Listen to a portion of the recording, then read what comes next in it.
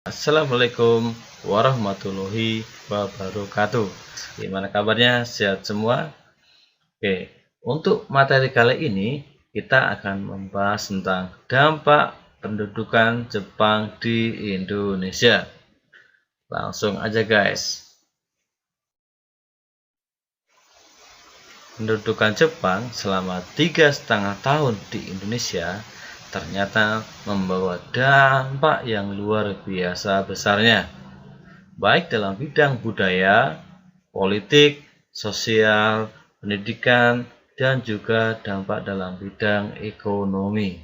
Memang luar biasa penguasaan Jepang untuk Indonesia. Kita melihat yang pertama, kita akan bahas singkat dari dampak politik. Ketika Jepang menguasai Indonesia secara militer, otomatis juga Jepang menerapkan politik militer di Nusantara, yaitu politik fasisme atau paham fasisme yang coba diterapkan Indonesia. Itu sebuah pemerintahan yang dipimpin dengan cara militer atau dengan cara totaliter, seperti itu. Kita bisa bayangkan betapa keras dan ketat dalam pemerintahannya di Nusantara. Jepang juga melakukan pembatasan kegiatan politik yang tidak menguntungkan Jepang, yang tidak support Jepang, yang tidak memuji-muji Jepang. Dan semuanya apabila ada kegiatan politik yang dianggap bertentangan dengan Jepang, itu akan langsung dibredel atau dilarang. Bahkan tokoh-tokohnya akan langsung ditangkap. Dan dalam politik militer lainnya, Jepang juga membentuk organisasi-organisasi, baik organisasi yang bersifat militer atau organisasi yang bersifat semi-militer. Dalam bidang militer, contohnya adalah ada Heiho, ada Paeta, dan dalam bidang semi-militer, contohnya adalah ada Kaibodan, Sainendan, Ujinkai, dan juga Barisan Pelopor. Dampak dalam bidang sosial. Dalam bidang sosial, dampaknya juga terasa sekali bagi rakyat Indonesia. Yang sangat bisa kita lihat yaitu adanya romusa atau tenaga paksa atau tenaga kerja yang sama sekali tidak dibayar. Tenaga kerja yang dipaksa untuk membuat bangunan-bangunan, kereta api, jalan, pabrik, dan lain-lain atau infrastruktur secara paksa oleh Jepang. Dan untuk mengelabui pemuda Indonesia, Jepang mengatakan bahwa romusa adalah prajurit ekonomi, pekerja yang akan dibayar dengan upah tertentu oleh Jepang. Tapi nyatanya boro-boro dibayar guys, bahkan mereka jarang yang tidak diberi makan. Sehingga banyak romusa ini yang meninggal di tempat kerja dengan kondisi yang luar biasa kurusnya seperti itu. Juga adanya Jugun Ianfu pada masa pemerintahan Jepang ini di Asia, di mana Jugun Ianfu adalah adanya boleh dibilang adalah kejahatan terhadap perempuan-perempuan yang terjadi di wilayah yang diduduki oleh Jepang, yaitu perempuan-perempuan yang dipaksa untuk melayani seks tentara Jepang dari tingkat yang paling atas hingga tingkat yang paling bawah. Juga adanya diskriminasi dalam segala bidang. Adapun diskriminasi ini sebenarnya sudah terjadi sejak zaman imperialisme orang Eropa. Contohnya seperti ini. Pada masa Eropa, kasta yang teratas adalah orang Eropa. Kasta menengah adalah orang Jepang atau Asia Timur. Kasta yang paling terakhir, paling rendah adalah pribumi. Jelas. Pribumi jelas paling bawah. Namun ketika Jepang berkuasa, ada perubahan strata ini.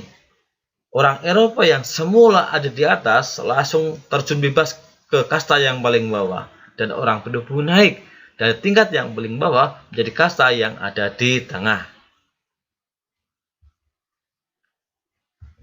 Dalam bidang ekonomi, sama dengan politik juga menerapkan ekonomi perang.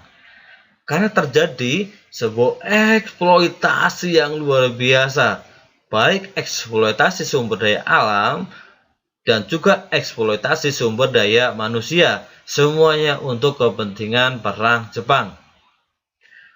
Dari hal inilah terjadi krisis pangan yang luar biasa, terjadi kelaparan di mana-mana dalam bidang ekonomi ini. Bahkan Jao Hokokai atau kebaktian masyarakat Jawa dipakai Jepang untuk mengeruk kekayaan, mengeruk harta, mengeruk simpanan makanan orang Indonesia, dan semuanya untuk kepentingan orang Jepang, untuk kepentingan perang Jepang. Contohlah gini, peternakan, pertanian, dan perkebunan sangat menurun drastis. Kenapa bisa menurun drastis? Karena adanya hal-hal yang sangat dipaksakan oleh Jepang. Gini, contohlah penebangan pohon-pohon yang sangat produktif untuk pertanian diganti tanaman untuk kepentingan perang. Contohnya padi diganti dengan tanaman jarak untuk diambil pelumasnya untuk kepentingan perang. Juga adanya pemotongan hewan yang luar biasa besarnya untuk kebutuhan perang. Dan juga adanya penyuluh pertanian, penyuluh peternakan yang sama sekali bukan ahlinya. Dari sinilah kebutuhan pangan masyarakat Indonesia menurun sangat drastis sekali. Dampak selanjutnya dalam bidang budaya. Jelas. Yang pertama, Jepang berusaha menanamkan budaya Jepang di Nusantara. Atau Jepang berusaha melakukan imperialisme budaya di Nusantara. Sehingga kita bisa bayangkan budaya Jepang mulai diterapkan di Indonesia. Beberapa contoh budaya Jepang yang dicoba terapkan di Nusantara contohnya adalah adanya Kinrohoshi, Saikerei, di anak sekolah dipaksa untuk menyanyikan lagu Kimi Chugayo, juga menghormati bendera Jepang yaitu Hinomaru. Juga adanya pengawasan ketat dan sensor untuk media-media lokal. Berita-berita yang sama sekali tidak menguntungkan Jepang itu akan langsung ditutup. Juga ada hal yang luar biasa, ada yang unik yaitu ketika Jepang mengobarkan semangat anti budaya Barat.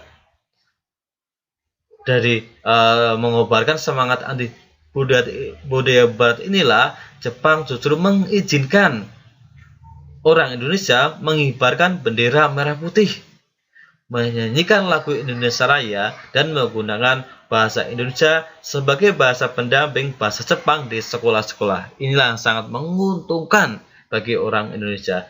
Dari sinilah perlahan nasionalisme bangkit dalam diri siswa-siswi Nusantara pada masa itu. Yang ketiga adalah selanjutnya adalah dalam bidang pendidikan. Dalam pendidikan jelas adanya penurunan kualitas atau juga penurunan kuantitas. Kenapa bisa dibilang penurunan kualitas dan kuantitas? Contohnya seperti ini. SC menurun dari 21.500 menjadi 13.500 buah. Jelas menurun 30%.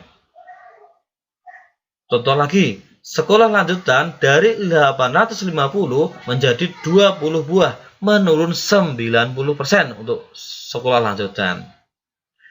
Juga adanya monopoli kepentingan, yaitu sistem pengajaran dan struktur kurikulum sekolah semuanya untuk kepentingan perang Jepang dan pembentukan lingkungan yang didominasi oleh Jepang.